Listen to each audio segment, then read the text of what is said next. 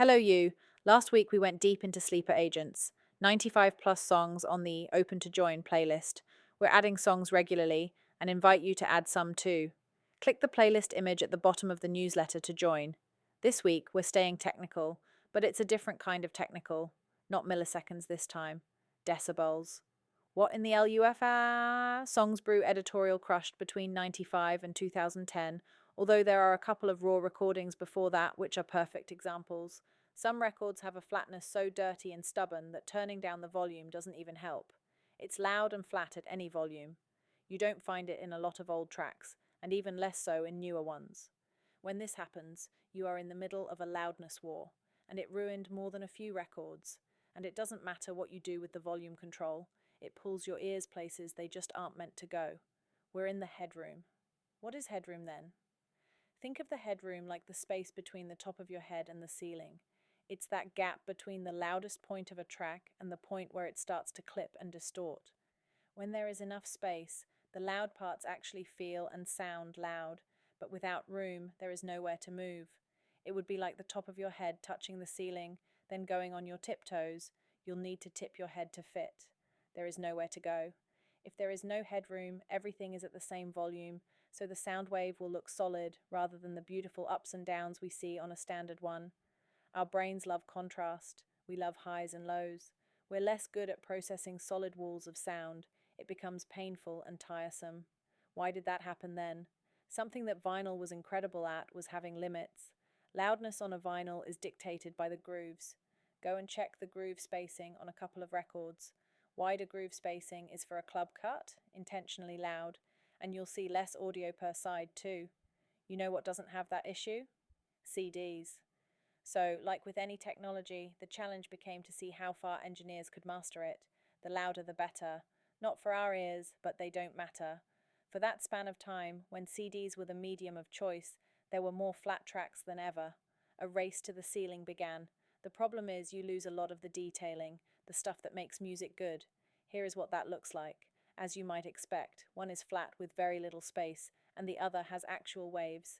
Death Magnetic, one of the most prominent examples of this loudness war, was the Metallica album Death Magnetic. It was released in 2008, and fans noticed immediately that it was brick wall compressed and too loud to enjoy at all. Interestingly, this was done in the mix and was flat as a pancake before it got to the mastering engineer, who distanced himself from its distorted sound. The band was cool with the sound, though, so when 16,000 fans signed a petition for a remix or remaster, the band wasn't bothered. I'm not going to sit here and get caught up in whether the sound clips or it doesn't clip, says Ulrich. I don't know what kind of stereos these people listen on. Me and James Hetfield made a deal that we would hang back a little and not get in the way of whatever Rick's vision was. Lars Ulrich, interview with Blender September 2008. But you know where the tracks sounded like they should? Guitar Hero 3, Legends of Rock. Fans ripped the sound, shared it, creating their own album. Eventually, a mastered for iTunes and dynamic release happened. Funny that, maybe it didn't actually sound great the first time then. The Guitar Hero was the heavy they were looking for, while the CD was just loud. In the end, it was a semi-pointless pursuit. Because you know who doesn't care about your need to be loud? DSPs. Amazon keeps its LUFS at a cool 11, Apple Music 16, and Spotify 14. What are LUFS, you ask? LUFS stands for Loudness Units Relative to Full Scale. How streaming platforms measure perceived loudness. If your record was mastered loud to compete, the platform just turns it back down to its target. The loudness war killed the breath in a generation of records for CDs. The platforms reverse the volume anyway, because they really don't care.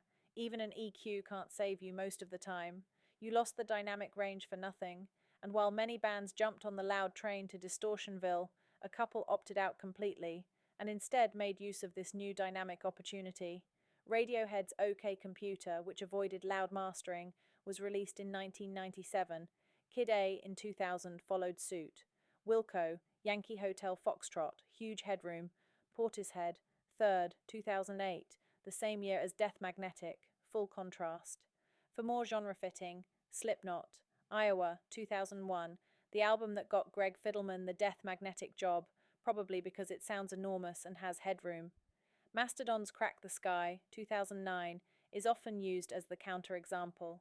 Tool, Lateralis, 2001, maybe the best mastered metal album of all time. The reason people loved them more? Headroom. No one needed a petition for remix or remaster. The technical bits volume is the control you have, the knob, the slider, how loud your speakers or headphones are playing something back. It is entirely in your hands. Loudness is baked into the recording itself. It is how much of the available dynamic range a track is using, and how aggressively it has been compressed and limited before it ever reaches your ears. You cannot fix it with your volume control.